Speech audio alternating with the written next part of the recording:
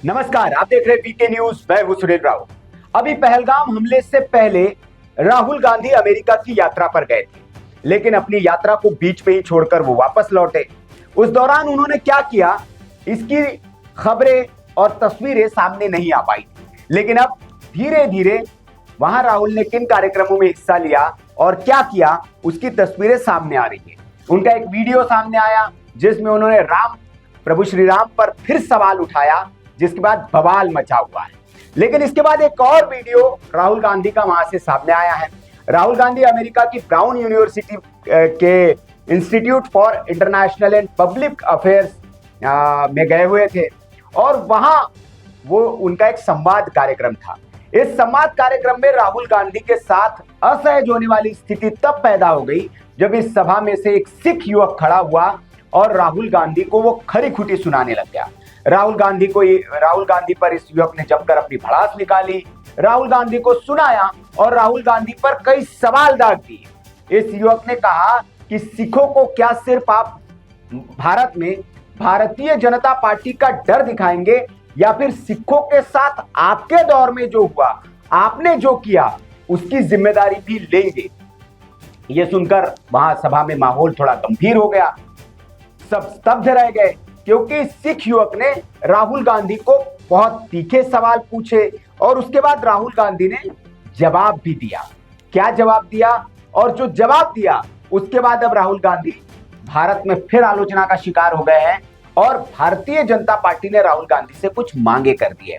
सब कुछ इस वीडियो में बताएंगे। शुरुआत पहले कि मामला क्या है। दरअसल जो वीडियो आप देख रहे हैं स्क्रीन पर, ये अमेरिका यात्रा का वीडियो है राहुल गांधी का। जब पहलगाम हमले से पहले वो अमेरिका यात्रा पर गए हुए थे, यहीं पर वो ब्राउन यूनिवर्सिटी के institute for international and public affairs में एक संवाद कार्यक्रम में गए हुए थे और यहाँ पर ये सिख युवक खड़ा होता है और ये सिख युवक अंग्रेजी में सवाल पूछ रहा है। इसका हिंदी तर्जुमा मैं आपको बता दूं। राहुल गांधी के पुराने बयानों को याद दिलाते हुए इस युवक ने कहा, कांग्रेस पार्टी ने सिखों के अधिकारों को हमेशा नजरअंदाज किया। आप सिखों में भाजपा के बारे में डर पैदा करते हैं, लेकिन खुद की पार्टी की गलतियों को मानने से बचते हैं। हमें सिर्फ पगड़ी पहनने या कड़ा पहनने का अधिकार नहीं चाहिए, हमें अभिव्यक्ति की स्वतंत्रता चाहिए, जो कांग्रेस राज में नहीं थी। तो ये जो तीखा सवाल था ये इस युवक का था और ये दरअसल राहुल गांधी के उस बयान के बाद इस युवक ने पूछा था, जब राहुल गांधी ने एक जगह कहा था कि भारतीय जनता पार्टी की सरकार जब से आई है तो सिखों को पगड़ी और कड़ा पहनने पर एक तरह से प्रतिबंध लगा दिया गया है, पहन नहीं सकते कड़ा और पगड़ी। ये भी उन्होंने विदेश में ही बयान दिया था। उस पर इस सिख युवक ने एक तंज कसते हुए ये कांग्रेस को ही सवालों के घेरे में खड़ा कर दिया। आगे इस युवक ने कहा, जो आनंदपुर साहिब प्रस्ताव था उसका जिक्र करते हुए उन्होंने कहा कि कांग्रेस ने हमें अलगाववादी दस्तावेज बताकर बदनाम किया, जबकि उसमें दलित अधिकारों की भी बात की गई थी। आनंदपुर साहिब जो प्रस्ताव था उसका जिक्र करते हुए कहा कि इसमें दलित अधिकारों की बात थी, लेकिन आपने उसको अलगाववादी दस्तावेज बता दिया था। इसके साथ ही इस युवक ने सज्जन कुमार जैसे नेताओं को कांग्रेस पार्टी में रखने पर भी तीखे सवाल पूछे। इस युवक ने 1984 के सिख विरोधी दंगों में जो दोषी ठहराए गए पूर्व नेता, कांग्रेस के जो पूर्व नेता है सज्जन कुमार, उनका उदाहरण देते हुए कहा, कांग्रेस पार्टी में कई और सज्जन कुमार बैठे हैं। और उसके बाद उन्होंने सीधा राहुल गांधी से पूछा कि क्या अब भी वे सिर्फ बीजेपी का डर दिखाते रहेंगे या सिखों के साथ विश्वास बहाली के लिए कोई ठोस प्रयास भी करेंगे।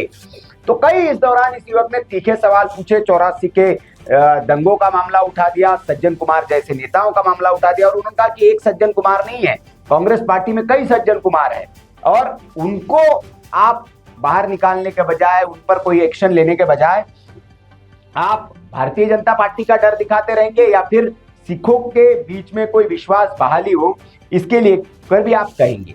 अब बारी राहुल गांधी की थी। राहुल गांधी सका चुके थे, असहज हो चुके थे, क्योंकि सवाल बहुत तीखा था लेकिन जवाब तो देना था। तो राहुल गांधी ने इस पर जवाब देते हुए कहा, सिखों को किसी भी चीज से डरने की जरूरत नहीं है। मैंने जो कहा था वो ये था कि क्या हम ऐसा भारत चाहते हैं जहां लोग अपने धर्म को व्यक्त करने में असहज हो। आगे फिर राहुल गांधी ने कहा 1984 की बहुत सी गलतियां उस वक्त हुई जब मैं वहां नहीं था, लेकिन मैं कांग्रेस पार्टी के इतिहास की हर गलती की जिम्मेदारी लेने के लिए तैयार हूं। राहुल ने आगे बताया कि वे कई बार स्वर्ण मंदिर जा चुके हैं और भारत में सिख समुदाय से उनके अच्छे संबंध। तो राहुल गांधी ने कहा कि मैं जिम्मेदारी लेने के लिए तैयार हूं। उन्होंने जिम्मेदारी ले ली। उन्होंने कहा कि यह गलत था जो उनकी दादी ने किया था। हालांकि हमेशा वो उनके दादी के फैसलों को सराहते रहते वो, लेकिन अब हाल फिलहाल के कुछ दिनों में वो उन फैसलों की आलोचना कर रहे हैं, उनको स्वीकार कर रहे हैं कि हाँ, उनकी दादी ने गलत किया था। आपातकाल को लेकर भी पिछले दिनों राहुल गांधी ने इसी तरह का एक बयान दिया था। और अब 1984 में जो हुआ था ऑपरेशन ब्लू स्टार, उसको लेकर भी राहुल गांधी ने कहा कि हाँ, ये उनके दादी की गलती थी, ये नहीं करना चाहिए था और हम कांग्रेस पार्टी की बहुत बड़ी गलती थी।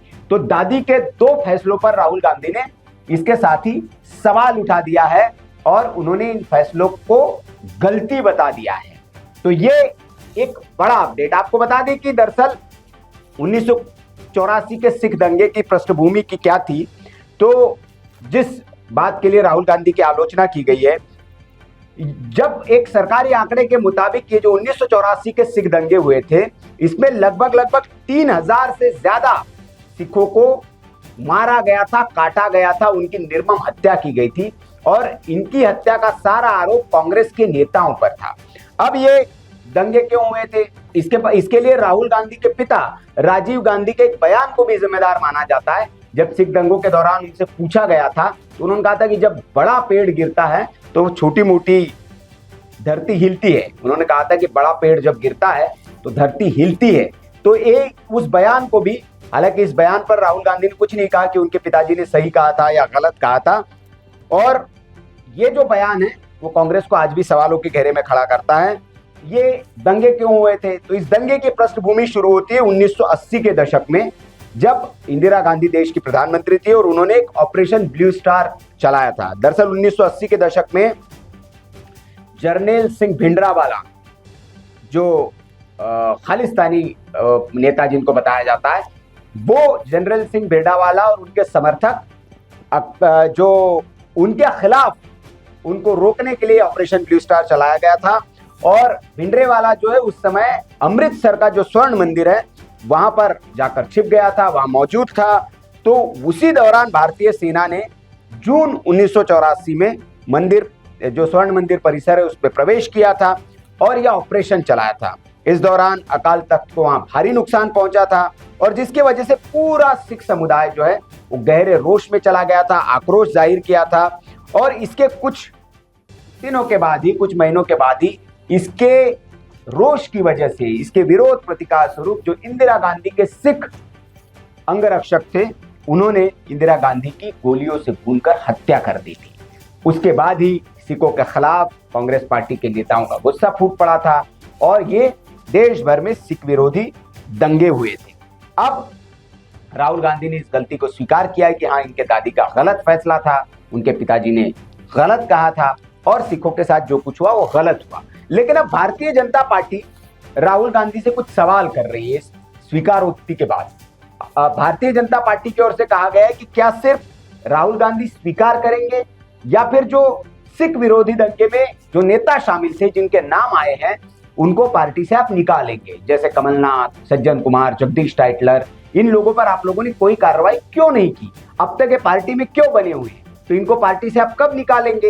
ये सवाल भारतीय जनता पार्टी ने पूछ दिया है। इसके अलावा इस वीडियो को भारतीय जनता पार्टी के प्रवक्ता अमित मालवीय ने अपने एक्स हैंडल पर शेयर भी किया है और उन्होंने लिखा है कि यह अभूतपूर्व है कि राहुल गांधी ने न सिर्फ भारत में बल्कि विदेशों में भी उपहास का पात्र बनते जा रहे हैं। तो अमित मालवीय ने ये कहकर राहुल गांधी पर एक करारा निशाना साधा है। अब राहुल गांधी ने इसको स्वीकार तो कर लिया है, लेकिन अब देश में चूंकि लौटे हैं तो सवालों की बौछार उन पर होगी कि जिस सिख विरोधी दंगों के लिए आपने अपनी गलती को स्वीकार कर लिया है, तो फिर आपके पार्टी में वो नेता अब तक क्यों बने हुए हैं?